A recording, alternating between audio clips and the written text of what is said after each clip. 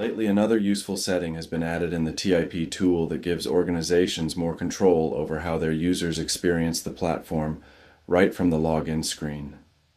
In this video, let me walk you through the custom login page setting and show you how it works. By default, all users see the standard TIP tool login screen. But with the custom login page setting, organizations can change how that screen appears by adding their own background image. This helps create a more customized login experience for users accessing the platform under the same organization. One important thing to note here is that this setting works at the organization level. Now let's see how to set it up. First, sign in to the TIP tool and open the control panel. Only the organization owner can configure this setting. Once you are inside, next from the left-hand menu, click on Details.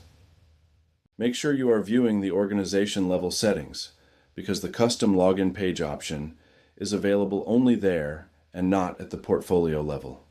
In that section, locate the custom login page option and turn the toggle on to enable it. Once enabled, you can start configuring the login page for your organization. The next step is to upload the background image you want to use. You will then have the option to crop and adjust the background image as needed, so it fits properly on the login page. This image will be displayed to users when they access the login screen. After uploading the image, click Save to apply the changes. Once that is done and saved, the custom login page becomes active for your organization.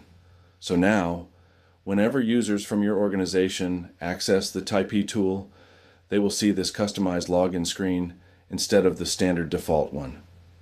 Just to quickly recap, the custom login page setting allows organizations to personalize the look and feel of the TIP tool login screen.